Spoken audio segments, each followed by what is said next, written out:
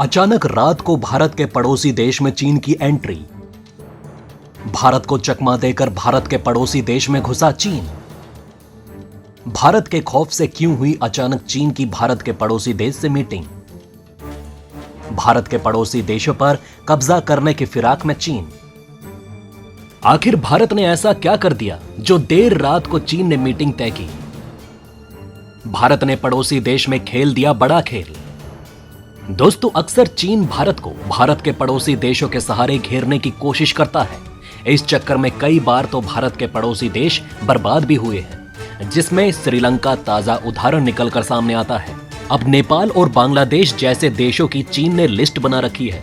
दोस्तों, अक्सर भारत को घेरने के चक्कर में भारत के पड़ोसी देशों को चीन निशाना बनाता जा रहा है। जहां चीन के इस खेल में श्रीलंका पहले ही शिकार बन चुका है, तो वहीं नेपाल और म्यांमार की अब बारी आने वाली है। लेकिन दोस्तों, भारत के पड़ोसी देशों में एक देश ऐसा भी है जिसने चीन की चाल को भांप लिया है और अब वो हिंद महासागर में भारत का साथ देने आ चुका है। दिन प्रतिदिन भारत दुनिया में बढ़ रहा है और भारत की ताकत बढ़ रही है। भारत का कद बढ़ रहा है और दुनिया के तमाम देश अब भारत का साथ पाने को आतुर हो चुके हैं, क्योंकि चीन के आतंक से अगर कोई देश बचा सकता है एशिया में, तो वो सिर्फ भारत है। और दोस्तों, श्रीलंका की बलि चढ़ने के बाद अब भारत के सबसे करीबी पड़ोसी देश बांग्लादेश सतर्क हो चुका है। जी हां दोस्तों, बांग्लादेश भी उन्हीं देशों में से एक है जो भारत का साथ पाने को आतुर है। दोस्तों, अभी तक बांग्लादेश भारत और चीन को एक तराजू पर रख रहा था, लेकिन अब ये देश भारत की शरण में आ चुका है। इसी बीच बांग्लादेश ने चीन के विदेश मंत्री को अपने सामने बैठाकर इतना सुनाया कि वो चाह कर भी कुछ नहीं बोल सके। लेकिन सवाल यहाँ पर यह है कि एक छोटे से देश बांग्लादेश में इतनी हिम्मत आई कहां से कि वो चीन को सुना सके।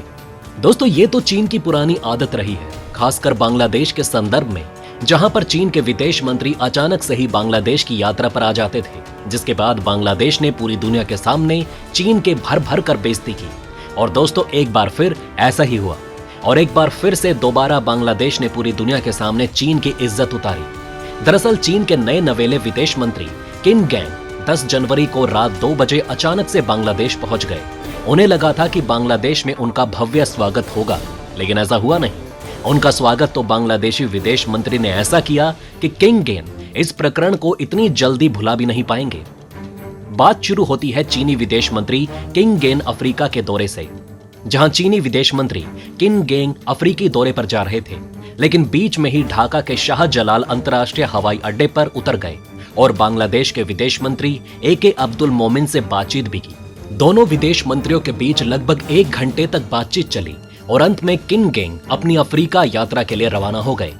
चीनी विदेश मंत्री के बांग्लादेश में अचानक रुकने की वजह फ्लाइट में फ्यूल की कमी बताई जा रही है, लेकिन फ्यूल की कमी का बहाना बड़ा ही बचकाना और गैर जिम्मेदाराना प्रतीत होता है, क्योंकि किसी भी देश का मंत्री जब विदेश यात्रा पर निकलता है तो सारी व्यवस्थाएं चाक चौबंद करके निकलता है।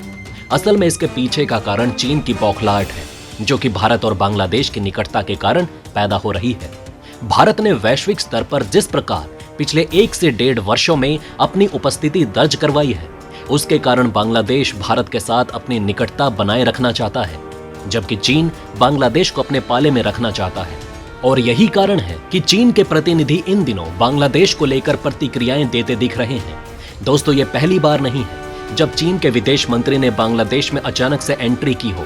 इससे पहले भी चीन के पूर्व विदेश मंत्री वांग यी भी पहले भी ऐसे ही आकस्मिक यात्रा कर चुके हैं और तब भी बांग्लादेश ने चीन के विदेश मंत्री को यह हिदायत दी थी कि चीन के विदेश मंत्री अभी बांग्लादेश के PM से नहीं मिल सकते। और उस समय आकस्मिक चीन के विदेश मंत्री की यात्रा में वांग यी बांग्लादेश के PM से मिलना चाहते थे, लेकिन अपनी हरकतों के कारण नहीं मिल सके। दोस्तों, दूसरी ओर हाल ही में रूस से बांग्लादेश की ओर रवाना हुए परमाणु ऊर्जा संयंत्र को ही ले लीजिए। पश्चिमी देशों के डर से बांग्लादेश ने रूसी जहाज को अपने पोर्ट पर रुकने नहीं दिया, लेकिन भारत ने उस जहाज को हल्दिया पोर्ट पर उतरने की अनुमति दी और सड़क मार्ग से पूरा सामान बांग्लादेश भेज दिया। यानी भारत ने पश्चिमी देशों के प्रतिबंध की बत्ती बना दी। इतना सब होने के बाद बांग्लादेश ने भारत के साथ आने में ही अपनी भलाई समझी, लेकिन इसी बीच चीनी विदेश मंत्री बांग्लादेश पहुंच गए। फिर क्या था, बांग्लादेश के विदेश मंत्री अब्दुल मोमिन ने चीनी विदेश मंत्री किम गैंग को करारा कूटनीतिक तमाचा जड़ दिया।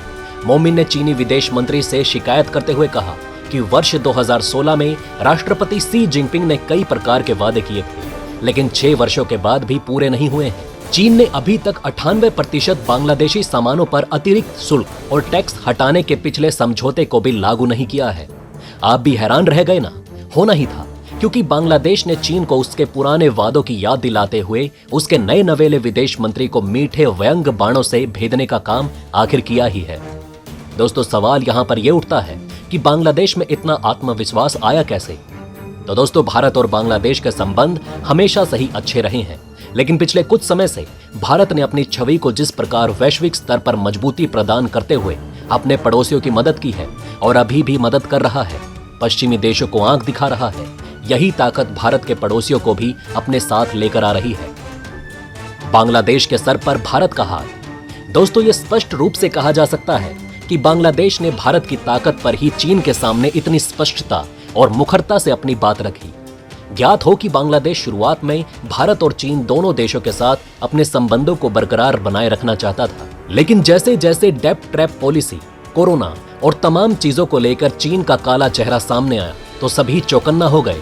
श्रीलंका संकट के बाद तो छोटे देशों ने चीन को नकारना शुरू कर दिया और बांग्लादेश भी उन्हीं में से एक था। चीन और पश्चिमी देशों से बचने के लिए बांग्लादेश को मजबूत कंधे की जरूरत थी और भारत के रूप में उसे वो मिल चुका है। ऐसे में अब बांग्लादेश ने भी चीन को उसकी औकात दिखा दी है। और दोस्तों, इतना ही नहीं, हाल ही में बांग्लादेश ने भारतीय सैन्य उपकरणों में भी विशेष रुचि दिखाई। कई युद्ध अभ्यास और विभिन्न सरकारी यात्राओं के पश्चात बांग्लादेश ने हाल ही में कई भारतीय सैन्य उपकरण और वाहनों को खरीदने में दिलचस्पी दिखाई है, जिसमें टाटा और महिंद्रा द्वारा निर्मित स्पेशलिस्ट वाहन, तेजस कॉम्बैक्ट विमान और ध्रुव लाइट कॉम्बैक्ट विमान इत्यादि सम्मिलित हैं।